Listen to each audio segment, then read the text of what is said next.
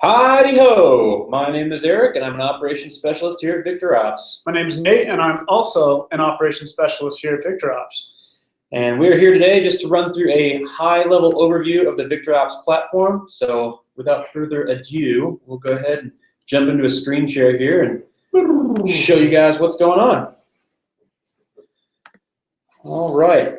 So this is the main UI of the VictorOps platform. This is currently being used on the web. It's worth noting that we also have a native Android and iOS client, which will both mimic this same user experience on the mobile platforms. I'll go ahead and start out on the left side here. This is what we call the people pane. These are going to be all the members of your organization in a list. On the left side here, you got these guys, these top 3 people. They have an oak leaf next to their name. We use the oak leaf to show that they are currently on call. So there's currently 3 people on call in our demo account. And the teams that they're currently on call for are listed in orange. As you can see, Jason's on call for database and DevOps. Nate's on call for Follow the Sun and Everyone, and Tom with database and sales. The gray names are teams that they are associated with, but they're not currently on call for. Down below them, you can see that there's 3 people here with kind of green dots next to their name. Brad's obviously the most vibrant. That's used to show that he has logged into the app recently and is, effectively paying attention. That green dot will decay over about a 3 or 4 hour period of time until it kind of becomes this translucent green. So Natalie might be, maybe 2 hours out of contact or something like that. We think that's especially important because we want this to be a collaborative platform. As you well know, there's things that come in, things happen that may be outside your technical acumen or ability. So knowing who is paying attention to the infrastructure and what their skill sets are, we think is important in terms of looping somebody in to help fight a fire and work an issue to ground. You can really easily use an @ mention to mention a user, a specific person. So say @John Cavell, help me test. He'll then receive a push notification on his device that I've reached out to him, and he can then go ahead and jump in. Or you can mention an entire team, database, DevOps, everyone, and that will send a push notification to that team. As you click on the people's names here, this is going to show all their contact information, so you can see Jason's email and phone number. In addition to a message box here, you can hold sidebar conversation through this that will not be recorded in the main timeline. You'll also see here we have a take on call button. We all keep pretty busy when we're not here at the office. Most of us like to ski and stuff like that. Our boss Tom actually coaches his kids' hockey and baseball teams. So a lot of times what he'll do is he'll actually just reach out to us and say, hey, can you guys take on call? And then we just hop in here, click take on call, and we effectively pass the pager at that point and assume all duties and responsibilities of being on call for Tom. And then once he's kind of back on the grid, so to speak, he just comes back in here and takes on call back, and everything is just as it was. When we get into the scheduling portion of the demo, we also have a scheduled override feature. If you know that you're going to be out and unavailable well in advance and ahead of time, you can set that up before that time comes. I think that's just about it here. I'm going to go ahead and hand it over to Nate, and he's going to talk about our main window here. As you see in the middle here, we have a number of alarms going through on our demo script. So I'm going to use our Hubot integration to hit our REST endpoint and send in a critical incident about something random. Essentially what this is going to do is it's going to open up a critical incident, again, hit our API REST endpoint. And this is just to show you the workflow of an incident as it goes into the VictorOps system.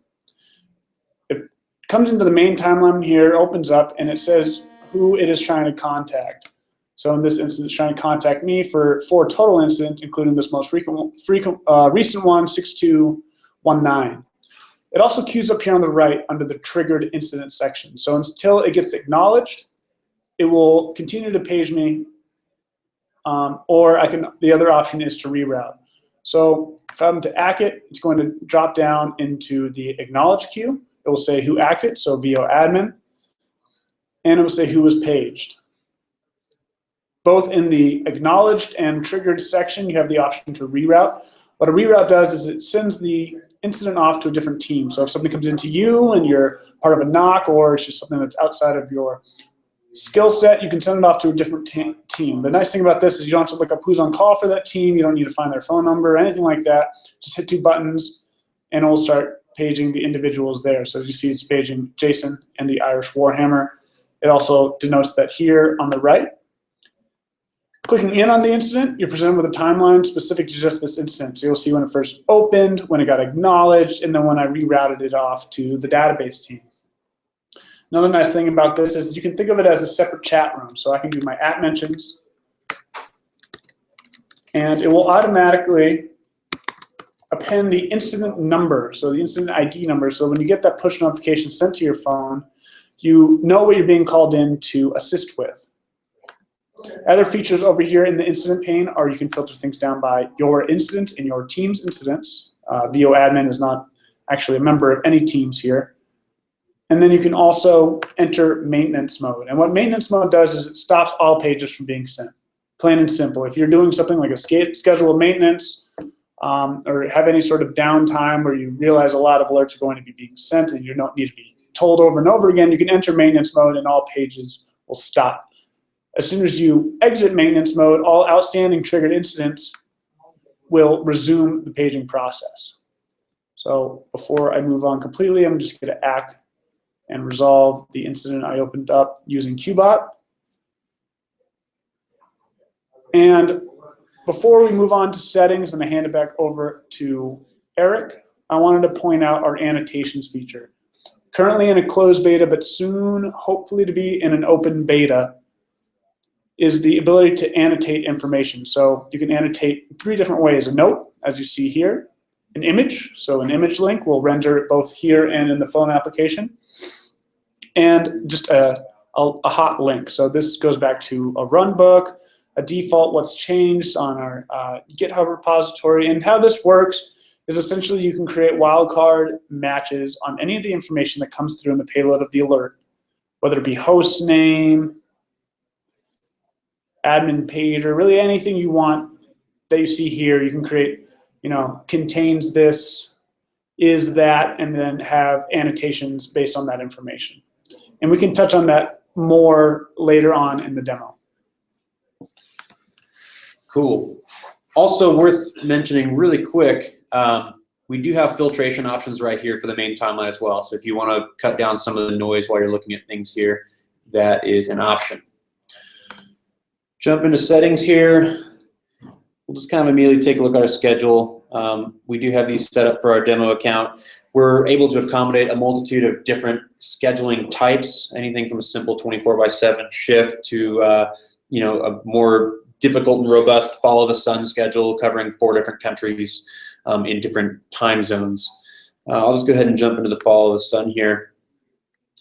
This is where we're going to kind of get into the escalation policy. You can add as many steps in this escalation policy as you would like. This one's set up to immediately notify the on-duty users in rotation follow the sun. So the person who's currently on call is going to be notified first.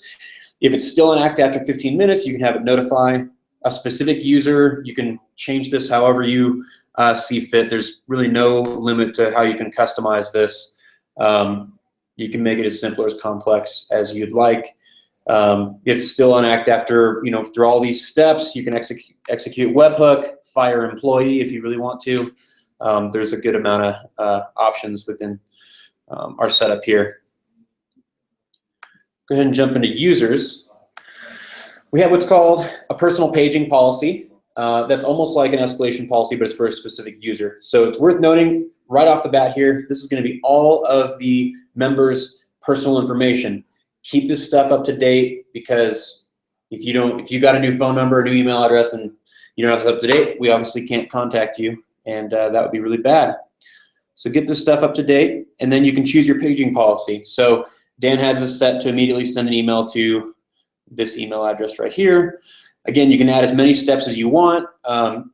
You can really make this complex. You can have it fire off all 4 modes of communication at one time. We have the ability to send SMS, emails, phone calls, and push notifications We do not charge for any of those types of alerts or types of communication, no matter where you are in the world. This is fully customizable based on your personal preferences. I'll go ahead and let Nate go ahead and jump into our integrations tab here. As you see over here on the right side is a list of all of our different integrations. Essentially, all of our integrations use either an email endpoint or a REST endpoint. These in particular use a single REST endpoint, while the rest of them have their own REST endpoint for one reason or another. Looking at the REST endpoint, which is definitely going to be the cleaner way to integrate with our system, as you're able to add as many fields as you like. What we give you is just a URL that has an API key specific to your organization and then a routing key. The routing key is defined at the bottom of this page here, so database will go to database, VictorOps will go to follow the sun, and it can really be any string you like. You can make as many rules as you like and associate them to as many teams as you like. The email endpoint